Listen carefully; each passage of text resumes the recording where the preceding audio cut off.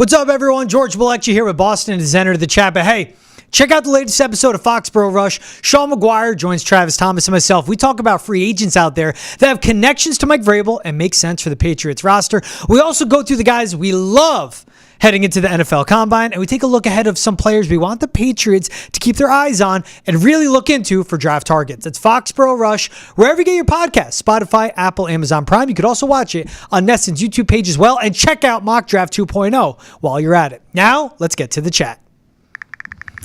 What's up? What's happening? Excuse me. Actually. Welcome to the chat. When's the last time you have entered the chat? This is what I wanted to do for the Monday edition. I like that. I did it last week. I'm like, I want to save this for Trev. Yeah. Tell me the last time you have been one with the chat. Breathe in, one. Breathe out, very two. zen. That's helped me a lot. Yeah, I'm a it's big very zen. count on the breaths. Yeah. I think you need that. I think I know I need it. Peek behind the curtain. Trav's a little short on coffee this morning in his house. I We're know talking. I need it. And he goes, I'm going to go get coffee. I go, bet. Yeah. Get it. Do your Yeah. caffeine. I'm a big coffee guy. Walks upstairs with a can of gasoline, a.k.a. Monster. Yeah, the coffee offerings weren't getting it done. So I looked at the vending machine. I saw Mountain Dew. I said, okay, that's caffeine in that. You needed the real thing, though. I saw Coke Zero and all these things. I said, well, and then I saw Monster. Yep. And I was like, yep. You made a choice today. Yeah, I did. Not very zen of me, but good. It's working. I'm here. I'm ready. That's whenever I do the drive from Boston and Jersey to go home. I go with Nas, the brand Nas. Is that 4 hours? 4.5, give or take. Depends what time you leave. It could take 7. Jeez. Connecticut's no fun. That's brutal. But point being, Nas is mine. Yeah, that's old school. I just feel like I'm at Fast and Furious. You know? I thought that got outlawed, to be honest. I'm shocked.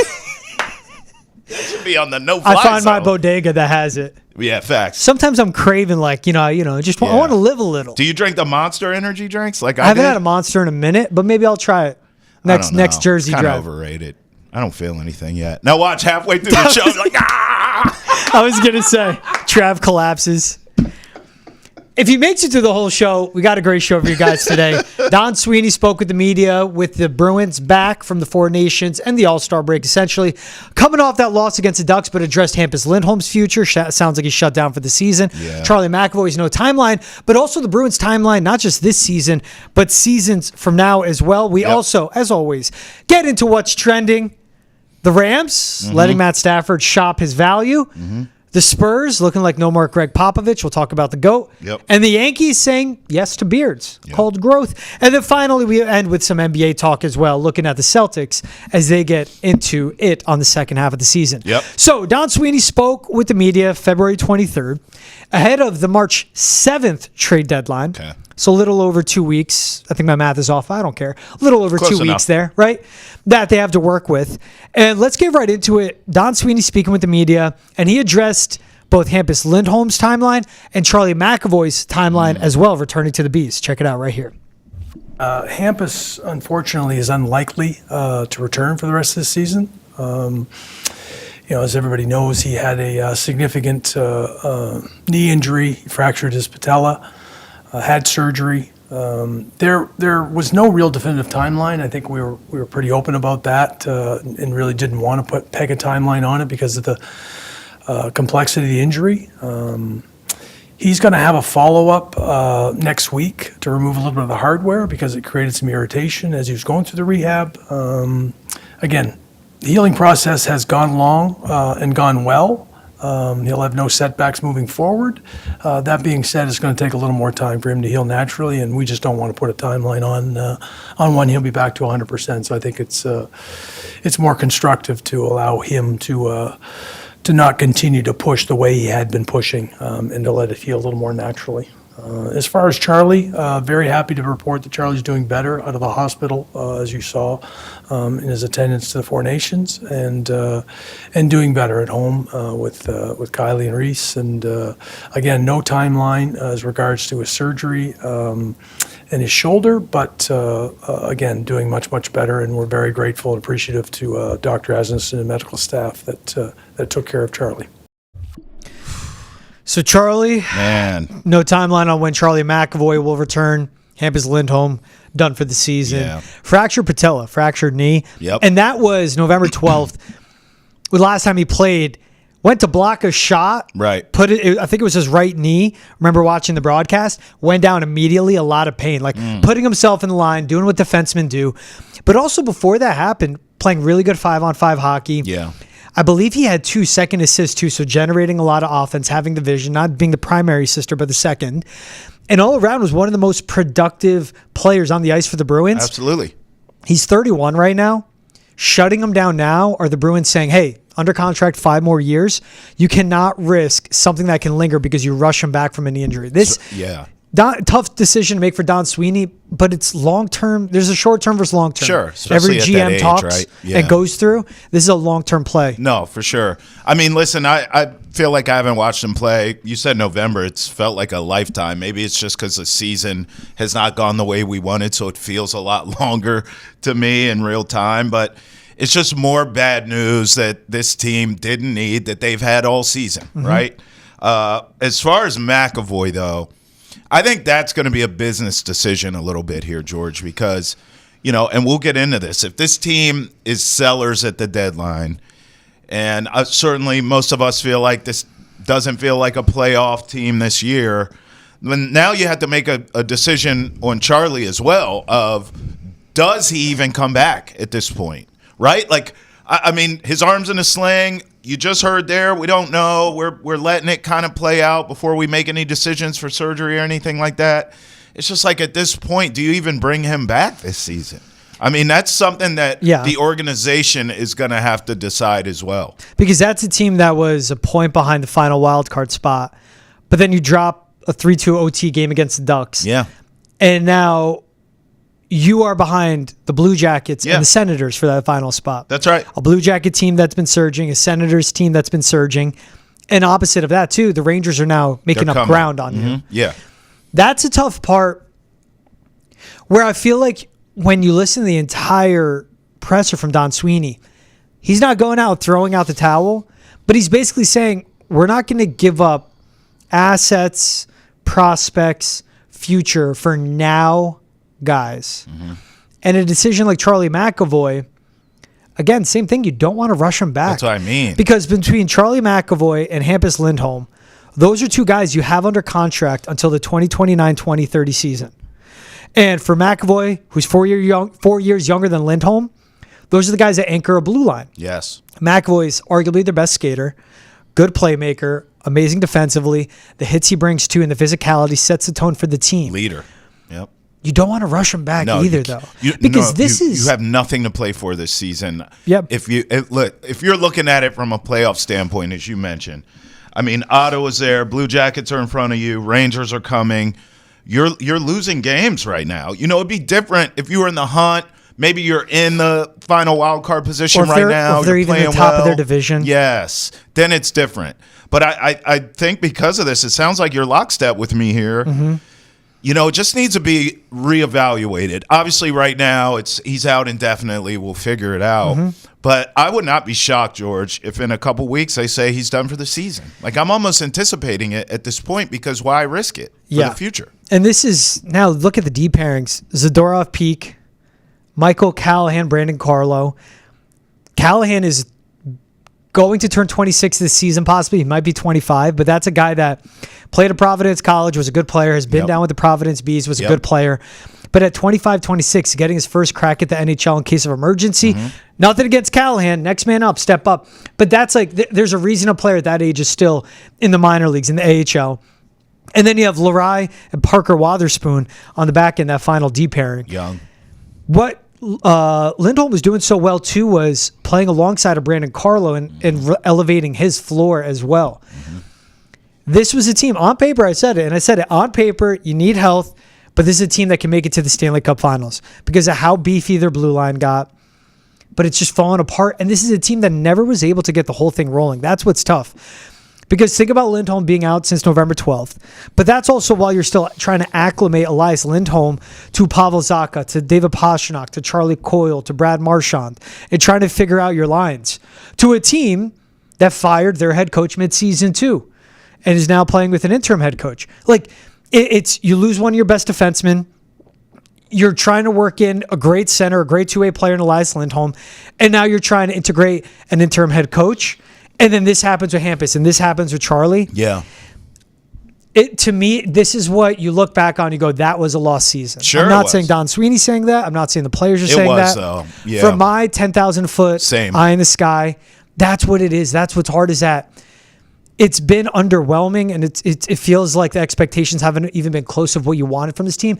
Getting Jeremy Swayman under contract, dealing with that all offseason, but they've always been behind the 8 ball. Swayman wasn't with the team in camp. Stumbled out Lindholm of the blocks. gets injured. Yep. Other Lindholm needs to get with the team. Yep. And then McAvoy goes down. Yeah, they stumbled out of the blocks to start the season. We know what all transpired as far as coaching changes and things like that. And look, I would say the Bruins and the Rangers, for the most part this season, have been two of the most disappointing teams in hockey. Oh, yeah. All the usual suspects are there. I'm looking at the standings as we talk. In the East in particular, just focusing on the East, we knew the Panthers would be there. We knew the Lightning, although old, they revamped a bit. We knew they'd be there. The Caps have been a pleasant surprise. I didn't think they'd be this good, but Ovi's Ovi. Carolina's there. Devils are there. All these teams, Leafs. I mean, and then we even knew wild card wise, we knew the Red Wings were going for broke this year, and they should be there. The Sens surprised me a bit because they finally kind of put it together. They're just holding on for dear life. Yeah, but there they are. So a lot of these teams that are in the wild card generally are, but I did not see this Bruins season like this, and I think you said it the right way. It feels like a lost season. But now they have decisions to make. And I know we'll get on that from Sweeney in terms of the future. But even like we're talking about McAvoy, just shut him down, let him get healthy for the future.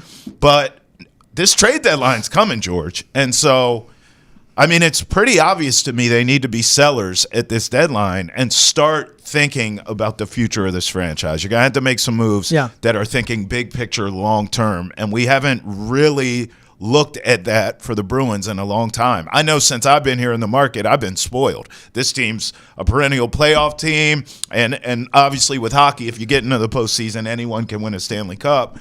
So, I haven't really been here yet. This is foreign territory to me to not have potentially a Bruins playoff run here. And speaking of the trade deadline plans and what it could mean, Don Sweeney spoke about that too. We have the soundbite for you guys right here. Well, I think historically we've been pretty aggressive. When our team's been in a position, I think we'll take a much more cautious approach as we approach the deadline. That being said, if there are opportunities to improve our team now and certainly moving forward, whether that's positional shifts or other teams are trying to identify that we may have a strength at, we will look at all opportunities to improve our team now, but more importantly, even moving forward. Meaning trading away players and trading in players potentially? Yeah. I mean, it's just stuff that happens during this period of time, and it may plant a seed for the draft and beyond. But there'll be a lot of conversations with people asking, what possible moves we can make. We're just going to take a little more cautious approach in terms of as being aggressive as we have been in the past. Did you even think last year they get marooned, they get Peak at the deadline? You go back to 2023, Bertuzzi to make that final push when Bergie was still on it, Garnet Hathaway, Dmitry Orlov. Forgot about that. Yeah, it's when he's speaking about the aggressiveness of the team. Yeah. This one, literally what he said, much more cautious. Yeah, that's an interesting choice of words. But those points, when you look at the Hathaway, Orlov, Bertuzzi, I mean, that's the historic team. When you look at Maroon, it's like still a team that's in the mix and making a push. Right. Those are teams that were not, hey, holding on in the hunt for a wild card. They were in the playoffs. They were there, and they were trying to get over the hump to see if they could go on a deep run. And to me, I mean, that's what you want. That's Don Sweeney's job. Yeah. Now, future, what do? You have to do what's best for the franchise, and it stinks. But he goes out and he just said, if it's a guy now and future, because he's not like, I'm not going with the rental. It's not going to be another Hathaway or a Bertuzzi. I'm not doing a rental. I'm doing guys that can help us now and down the road. That's what he wants. This is the same guy that's traded for a Pavel Zacha in the offseason. He's been great. He's had a career year after career year. This is a guy that's dealt for a Hampus Lindholm at a deadline too. You go back 3 seasons now, I think, and Lindholm has been good for them. He knows how to add when. It's just this is a different type of season. I wonder what players we're going to see get moved. That's what I wonder, because obviously you can make some smaller moves and acquire future picks or maybe younger players if that's what you want to do. But you also, I mean, you look at everyone's talking about, hey, what happens with a Brad Marchand with his contract situation coming up? Is that someone that you can even fathom being moved? And I think that's a real conversation the Bruins are going to have. And by the way, George, I think they have to have it with Brad Marchand. I think you sit down. Yeah. He's earned that right. And you sit down and you say, listen. This is the plan. This is the vision. It. You want to finish your career here? Or do you want to get moved possibly to a contender? We get something back for the future. I think these are conversations that are going to be had with the Bruins. And this is just, it's foreign territory, as I said. And honestly, it's hard for me to fathom seeing him in another team's jersey, but I know that that's something that's going to have to be discussed within that building, and it's just tough. And by the way, George, if the season didn't go like this, you wouldn't be having those conversations. But now I think you have to have them. And it's Sweeney you talk about, because Brad Marchand's one of those guys that will be a unrestricted free agent. Sweeney did say they've been in negotiations with Brad, communicating with him throughout the year. Here's a direct quote from him. We'll have to have a conversation now that Four Nations is over and sit down with Brad and his representatives and have a clearer path in the next 2 weeks as to what his final outcome will be. Yeah. That's a guy, Brad Marchand, leader of this team, wears a C, 36 years old, drafted by the Bruins, won a cup, was on the Bruins when they won a cup, has been there for Stanley Cup final appearances, is a guy that hasn't integrated his part into the community, is part of the community here in Boston, especially in Charlestown. He's a Bruin, right? Through and through. But he's 36, will be an unrestricted free agent. And it is to Brad, like, what do you want? Because this is also the talks you hear of a team that's, hey, this is a reset, this is a rebuild. Mm-hmm. Do you want to go get one more cup? Yeah. Okay, we'll figure that out for you. There are teams that would use his services, obviously. Do you want to be a part of a rebuild? Yeah. We'll figure that out, and you'll have to meet us halfway. It doesn't mean we can give you like one more, like a legacy type contract. Sure. This is one where we want to do right by you. If you want to keep playing, keep being a Bruin, you have to do right by the team, which Brad Marchand's that type of guy. I'm glad you read that quote, because the key word in all of that is communication. And the facts that they have already had open communications, George, on both sides, both with Marchand and with the Bruins, is huge. Mm-hmm. Because, listen, I think it's a fair conversation to have. There are teams, you just mentioned contenders. I mean, hell, you think the Oilers couldn't use him? You think the Avalanche couldn't lose? I mean, there's a ton of teams out there who could feel like we're that guy away. Mm-hmm. And so if you're Brad, you got to think like, okay, well, what do I want to do? Do I want to finish my career here? And as George said, be a part of also, let's define rebuild too, because I think that's important. This Bruins team, this is a different rebuild than when you look around the league at like a Sharks, right? A San Jose Sharks, which is a mess. That isn't a rebuild. That's a reconstruction, okay? Mm-hmm. That's like a refurbish, take it down to the studs and build it up. The Bruins, it's a rebuild, but there's levels to it. You could do it on the fly and get back to where you need to get very quickly. So I think Brad has to think of that as well. How long, what kind of rebuild are we talking about? He may want to know sort of the big picture, long-term plan of how you plan to get back into the postseason very quickly, because we understand his career clock is ticking. But I tell you one thing that I noticed about him in particular. Watching the Four Nations, George, which was fantastic, by the way. Do you know what I saw in Brad Marchand? So much joy and happiness, passion, and laughing and smiling and high-fiving and flying around and having a blast out there. Yep. He was having fun. And you know why? He was winning. And I just think that's such a big part of this. So I'm intrigued to see, as we get closer to this deadline, how that story will play out. Mm-hmm. But not just that. That's just a part of it. That's like a branch on the tree. The tree is, how will the Bruins rebuild quickly and efficiently and get back to where we know they belong? And that's what prospects do you have coming up? How is it Fabian Lysell? Does he continue to develop? Can he take the leap? That's been a guy that's been down there so long. Fast, good skater, but can he become an NHL player? And what does your selling look like at the deadline? Yeah. That's important. So there's Brad Marchand, Trent Frederick, Oliver Wahlstrom, Justin Brazeau, all unrestricted free agents, along with a Parker Wotherspoon as well. Talented players. Yeah. And like a Frederick is a good depth wing. Yes. But is he a part of the the long-term picture, or is that a guy that could play center or wing, will be 27 next season?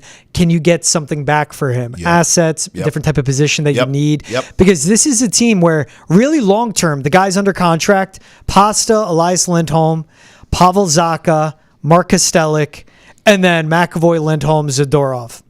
That's a really good long, foundation. and then of course Jeremy Swayman. And There's that's a what foundation we're saying. pieces. This isn't like, all rebuilds are not created equal, right? Yeah. And the Bruins are much closer to getting back to where we know they should be with what you just named. That's the foundation of the house. Yeah. And that's a great foundation. The NHL trade deadline is fast approaching. What should the Bruins do? We check in with some of the NHL's greatest to help us find the answer on NESN's The Hockey Hub podcast. Hear from current and former Bruins weekly, as well as the latest going on around the hockey world. You can find out YouTube, Spotify, Apple, Amazon, and wherever else you get your podcast. That's The Hockey Hub on NESN.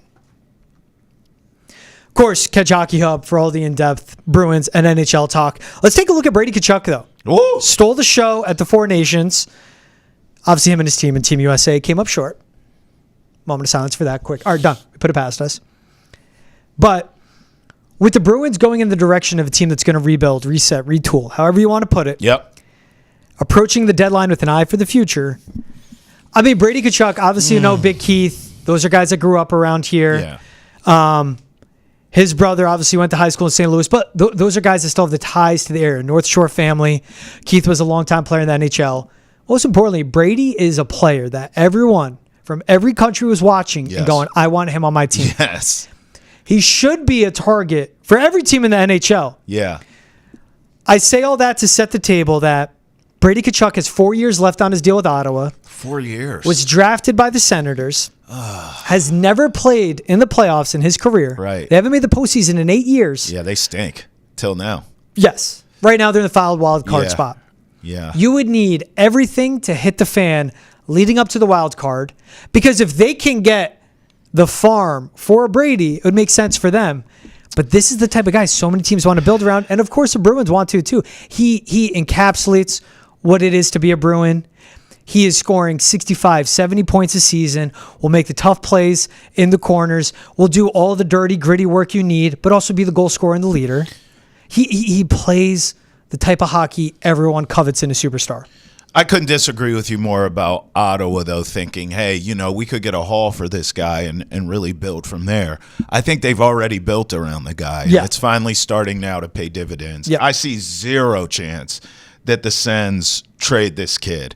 But I will go down this path with you. There's always a price. There's always a price, but I don't think it's going to happen. Yeah. Okay, I want to say that on one hand. On the other hand, I will gladly fantasize about this guy being a Bruin because it feels so perfect. He just feels like the perfect Bruin, doesn't he?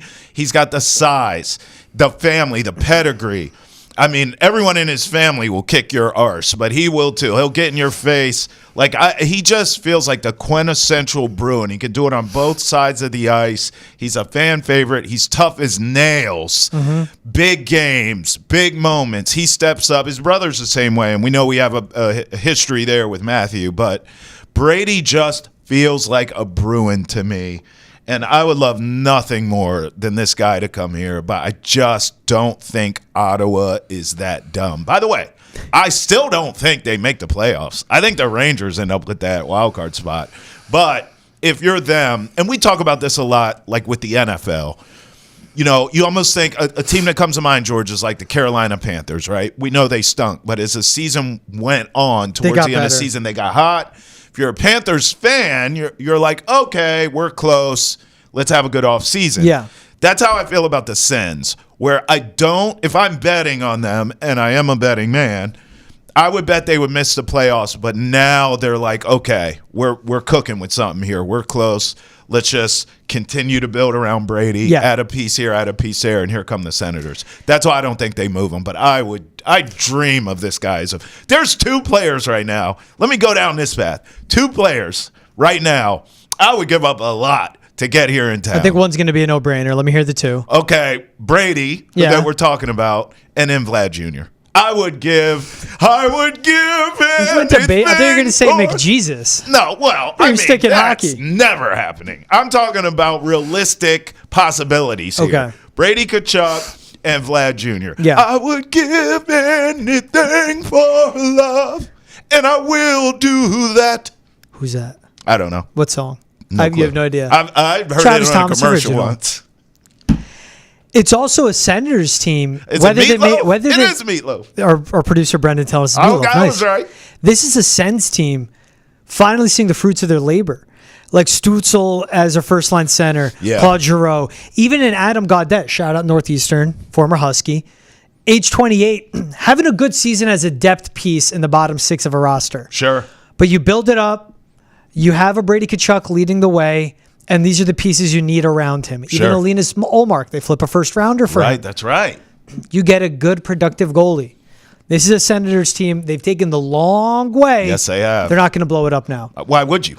4 years left under contract. Yeah. That's Brady Tkachuk. Right. Where every team in the NHL wants him. If he had 1 year left and you didn't It's a think rental, you could keep him, exactly. fine. But 4 years left. Yeah. We've seen it before. And you know me, Trav. I always think like team building aspect. I always think like a GM. It could be us talking on Foxborough Rush. Yeah. Or it could be talking NHL. yeah, You have 4 years left with a stud. You keep building around him. He's a Okay. proven thing. all right. Let me ask you this. Here we go. I'm jotting this down now because now you got me playing fantasy hockey up here. Who would be a bigger star in town? Brady Tkachuk with the Bees, Vlad Jr. with the Red Sox, Drake May with the Pats, and then obviously you got the twosome with the Celtics, Tatum and Brown. Who would be the hot shack in town here? If All you four had of them are here. All four are here. Who's the biggest star? Tatum Brown. Then Drake May. And then Maybe May passes him. and then if he brings him Brady back. Tkachuk or Vlad Jr. Like I'd go Brady over Vlad Jr. okay, He's from All right. here. He would just All be right. making the highlight plays. He's the type of guy that makes Such a Bruin. non-hockey fans tune into hockey. yes, Because everyone can relate to his game, you know? yeah. And especially if he gets the Bruins back up. Vlad would be hitting bombs in the summertime, Vlad though. hitting bombs over the monster, bro. Like 400 feet way over the green monster, which What is a 310 to left. I mean, are you kidding? Another Nesson podcast. Check out right. 310 to left for Vlad talk. That's one hell of a Drake May, Brady Tkachuk, Vlad Jr., Brown, and That's Tatum. a pillar, yeah. Along with, if you're the Bruins, you have David Pastrnak already. Well, yeah. I was just I'm saying, just saying, like, yeah, around these guys. right. That's man. Who's your one? I ranked them. I'd probably go Drake May, Yeah. Then One. Jays. then the Jays. Yeah. Man, I honestly, I think Brady Tkachuk, bro. I think you're right. It's also the fit. Like, he's just a Bruin. He just feels like the perfect Bruin. He's a Boston guy. Yeah, And it's bro. without it, you could take away the connection of him to this Yeah. area. No, you're right. He just plays like He you plays want for a person from Boston Blue to play. collar, tough, just. It's almost like he was made in a lab with a Bruins jersey on, Exactly. you know? But he's But stuck in Ottawa. That sucks. I know. I wish they Pour still one out for stunk. that. Imagine that you're that good and you're like, you're in Ottawa. If they still stunk, Could be a beautiful area. It's Ottawa. I don't think this is his I've temperament. never once heard of anyone say Me go either. to Ottawa. Me either. Although, like when they Like it's do rainy play all the them time. and they take like the wide shots, Yeah. like scenics, Yeah. it looks beautiful there. Yeah, it looks like rainy though, you know? It's like Seattle. Yeah. Or But- like Eastern Europe, like but, like Serbia. I don't know. I tell Whatever you city what. in Serbia. If the Sens still stunk, it doesn't appear to be his temperament. But if they still stunk, maybe he could force his way out, kind of NBA style, kind of Jimmy Butler, get me out of here. Mm-hmm. But I think the fact that they're winning now, he's not going anywhere, and it sucks because I really want him here in Boston. While not explicitly designed after a single European city, Ottawa's urban planning, particularly its central core, is often compared to Paris. Oh, Patty. Wow. Patty. It All right. rains there a lot, too. I owe an apology to the people of Ottawa. Hey, who do you think would be the biggest face of Ooh. any of the Boston athletes in Boston? You can Ooh. email us, thechat@nesson.com, and join the conversation. You want to hear more about all of Boston sports, check out Nesson's Daily Sports Podcast. Boston has entered the chat. You can enter the conversation by tweeting at us using the hashtag NessonChat or the email thechat@nesson.com. Boston has entered the chat, available on YouTube, Spotify, Apple, Amazon, wherever else podcasts are found. Also, if you want to read more on Brady Tkachuk, check out Nesson.com's article, 3 Reasons Why Brady Tkachuk would be the perfect fit for the Bruins as well. Our great writing team putting together articles like that. All right, let's get into what's trending. Come on. 3 topics, 3 minutes per topic. Let's start in the NFL. Rams have given permission to Matthew Stafford and his agent What? to speak with other teams. Why? That's a lot of writing for me and Rappaport there. I'm going to surmise it. The Rams. You're the meme. Sorry to hear that, or congratulations. I'm not reading all that. I love when you do that.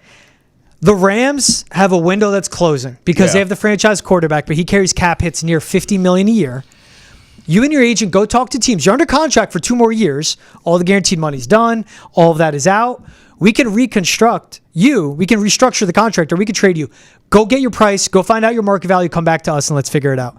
That's why you let him talk to the other teams. So this isn't a real Matthew Stafford's going to play for the Raiders. This is he could if he likes what he's hearing from them. Now, if I'm the Rams, this is what I do. What's the number? What'd they tell you? They'll pay you this much a year? Hey, let's restructure. Yeah. All of that's going to be in your signing bonus. Right. Let's make it hit now. Let's get rid of that $49 million cap hit. And then when you alleviate that cap space, we'll go out and sign these free agents that we need to. Okay. I think that's what happens. I like that plan, but let me throw a monkey wrench in. Do it. Is there a team that can really ruin everything?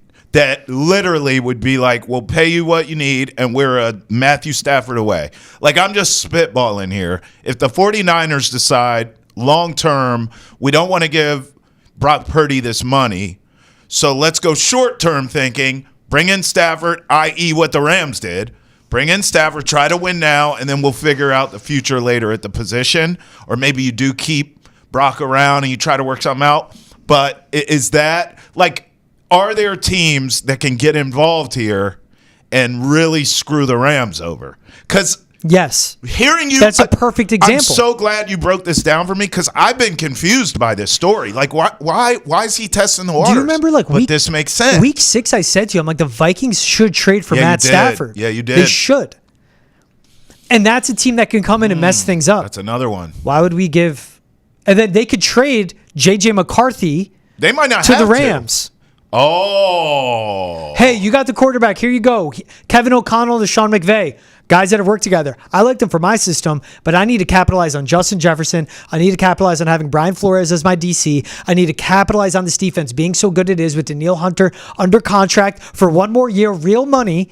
Give me Matt Stafford. Here's JJ. You get a really cheap quarterback. Let's do a restructure and trade where it takes the cap hit off your books. We give you the young prospect, and we get Matt Stafford. I know we don't and it puts Matt Stafford in a situation where he can win a Super Bowl, but in a really tough division. I know we don't have a lot of time, but I don't think that makes sense for the Vikings because technically you could just re-sign Darnold for $41 million and or cheaper. He's younger, yeah, right? But Stafford, and he's in your system already.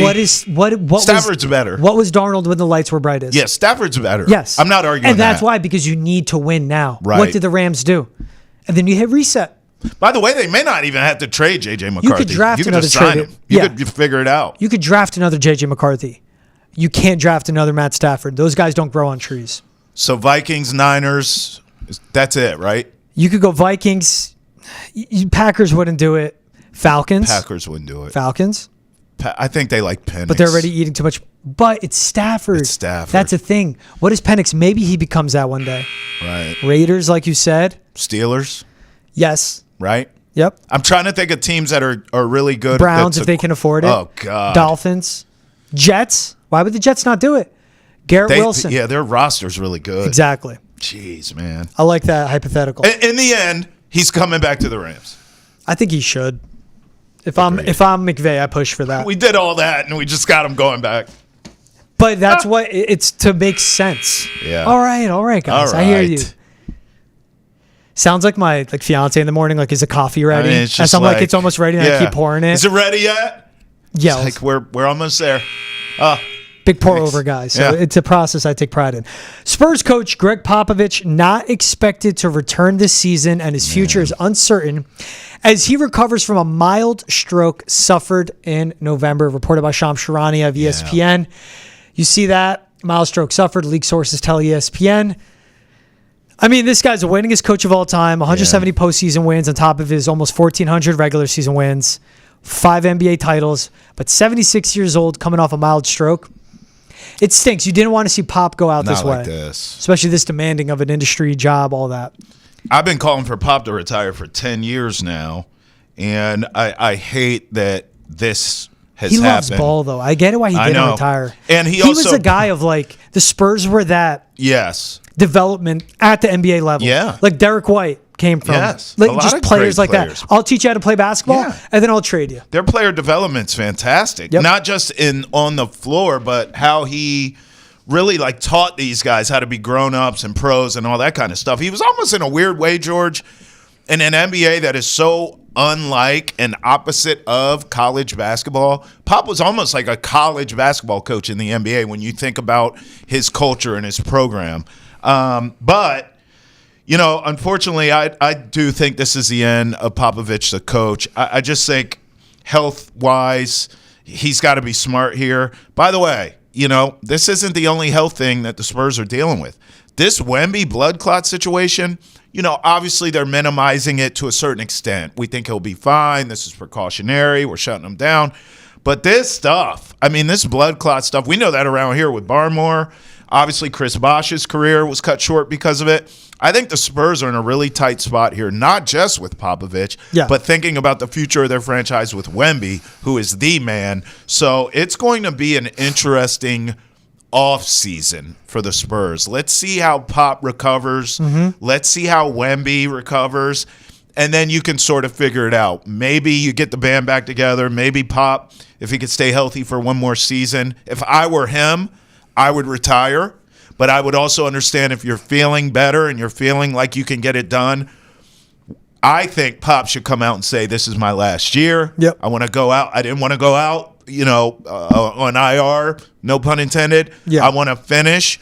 Then you give him that one more sort of year, that swan song. Yeah. But it'll be fascinating to watch the Spurs off season. Not just who they acquire player-wise, but how does Wemby and Pop both recover from their health issues? And this is something where the effects it could have on the Spurs, where it's like short-term, it hurts a lot. And obviously I'm looking at like Pop from long-term. This is a Spurs team is in the mix. Once they got Fox that said, this is a team that's going to make the playoffs. We'll win a series and get the for the Western Conference Finals. If this changes their outlook from being a like late lottery pick team to maybe just outside the lottery to picking in the top 5, they get like an Ace Bailey. Cooper Flag. Jeez. But they get an Ace Bailey, like a 6'10 wing to play around Wemby. Right. That's scary. That's scary hours. Young, too. Well, just think about, let's say Pop does retire, George, for the sake of the combo. What a gold mine of a head coaching gig for somebody. Most sought-after job in the NBA. God. Wemby, Castle, De'Aaron Fox. Sochan. Money. Yep. We Could think be it's going to be a 10 top pick. Man. Bro. You have Wemby. Stop right there. You have a top 5 player in the world. That would be the most sought-after job in the league. Crazy. Don't give it to Jason Kidd or Nico Harrison, please. This is a good one. Yankees dropped their 49-year-old facial hair policy to allow, quote, well-groomed beards. Well-groomed The statement beards. for the New York Yankees is up on your screen. This is one that was interesting, as they put in all of that and put in the statement, basically inciting that, adaption, we got to make changes. In recent weeks, spoken to a large number of former and current Yankees spanning several eras to elicit their perspectives, yada, yada, yada. Not going to say it all. It is the appropriate time to move beyond the familiar comfort of our former policy and amend our expectations to allow our players and uniformed personnel to have well-groomed beards moving forward. So this is something I want to bring up. This was a rule that was put in 1976, where when it was put in by George Steinbrenner, there was no beards, no beads, no mutton chops, no long hair, no long stirrups. Historian of the game, who's the guy that looked like that playing for the Yankees? Reggie Jackson. Mm-hmm. This was a racist policy put in by the Yankees. Amazing it took this long to do it. I'm happy they did it.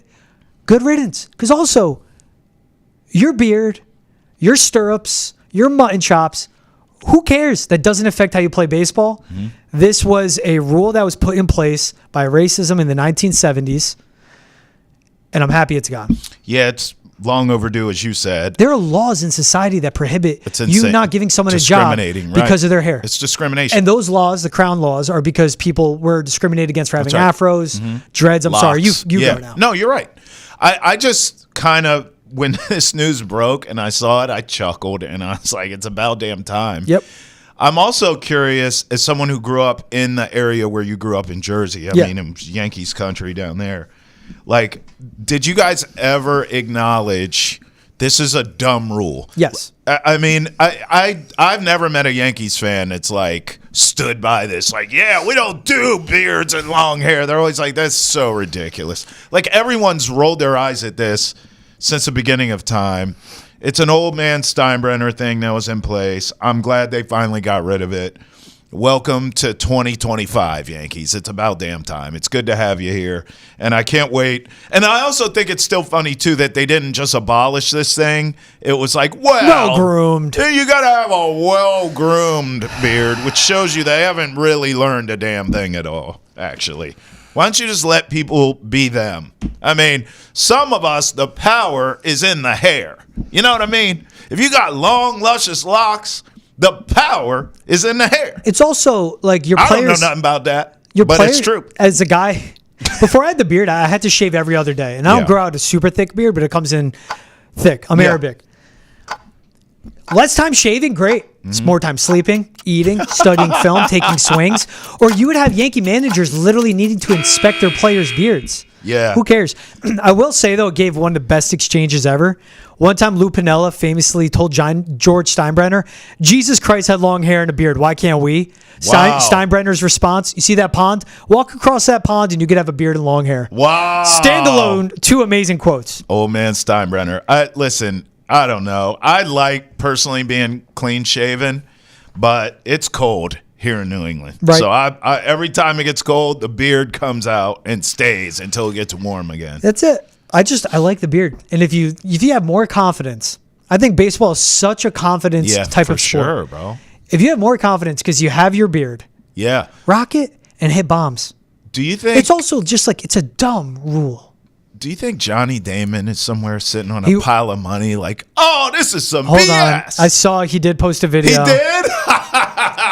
I figured he would feel a type of way with this news, sitting on all his money, just like, man, I could have had my look in New York. This is messed Real up. quick. We need to keep it how This is it? was. Here's Johnny Damon. With respect to Yogi Berra, Joe DiMaggio, Nicky Mantle, Johnny Damon always has a good time. Jeter, and Mariano. Jorge Posada should be a Hall of Famer. All right, what is he talking about? What's he talking about? I don't know. And the Yankees are a tradition. Let's keep it. Oh. I cut these lovely locks off many years ago, and because George Steinbrenner is such a great human being, such a great boss, that I wasn't even going to question it. Everyone, let's keep the policies the same. Wow. Listen to your bosses.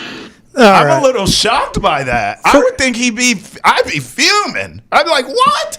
But he's like, no, it's cool. You should keep it in place. That's crazy. I love that we listened to that real time, first time you and I. He goes, yeah, George Steinbrenner was such a great boss. Yeah, Hal sucks. He's put together the same lineup every postseason.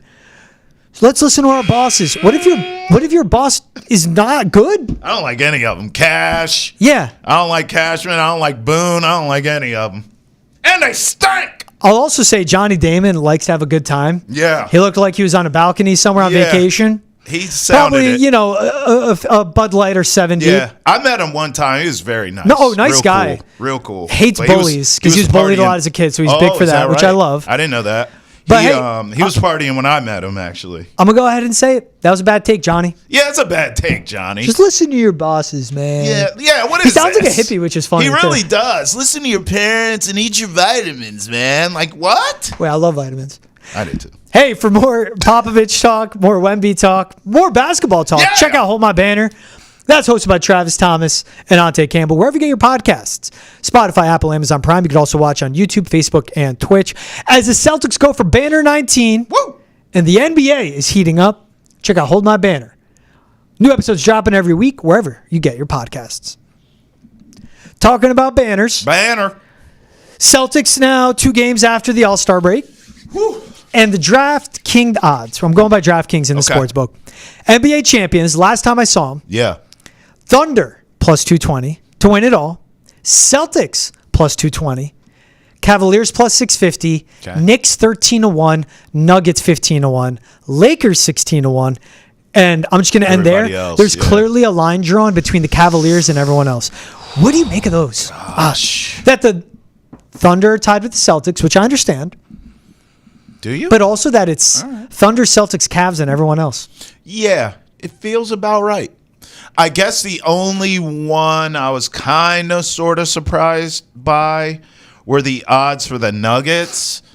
15-1's a little intense, but at the same time, yeah, you do have Jokic for sure, but you play zero, and I do mean zero defense. Yeah. That team is atrocious defensively, and I think Vegas is telling you they got no shot. Thunder, Celtics, and Cavs, you know, my gut says we're going to get Celtics Thunder in the finals. So if you get that, the Thunder's not a terrible bet. If you're thinking that they can pull off the upset, remember, this was the youngest number 1 seed in the history. Think of how long the NBA has been around. The history of this league, the Thunder were the youngest number 1 seed last season. They get in. If I'm not mistaken, George, I don't know if you have it in front of you, but they won their first playoff series. I think they went out in the second round. So whatever you get sort of experience-wise from that, you carry over into this season. Now, we see them kicking butt in the regular season again, but we saw that last season, as I said, being the youngest number 1 seed. So they already know how to do that. Yep. They're going out, they're doing that again, and now you could take your whatever their playoff experience was, carry that over into the Western Conference playoffs, and I think, knock on wood, I think they'll get through. I do believe we'll get Celtics Thunder in the finals. I am a betting man. I would bet Celtics to win that, probably 6 games, but at the same time, you know, I don't think betting the Thunder to pull the upset's the worst bet I've ever heard. I know I've made bad ones. I would rather do that. If I had to bet against the Celtics in any way, I'd rather take the Thunder, who's a team I've watched do it now 2 years in a row in terms of putting everything together, taking those necessary steps to become a potential champion. Yeah. I would rather take my chances with the Thunder than the Cavaliers. I think in the end, even though I like the Cavs, they do play real defense. They have big bodies. Yep. Their bigs are athletic. They got as better all at the get deadline out. too. Better, with DeAndre Hunter. Yep. And Kenny Atkinson can coach his butt off. Yep. I still don't think they're deep enough. They don't have the pedigree. I still don't think they beat the Celtics. I would rather bet on the Thunder in the finals than the Cavs in the Eastern Conference Finals, if that I think makes that's a great sense. way to put it. Yeah. Especially with, yes, the Cavaliers got bigger on the perimeter defensively. Yes. It's still 2 small guards you're betting on. And Donovan Mitchell's been amazing. He's been a top 5 player in the Darius league this year. Garland's played well. But that's the guy. Yep.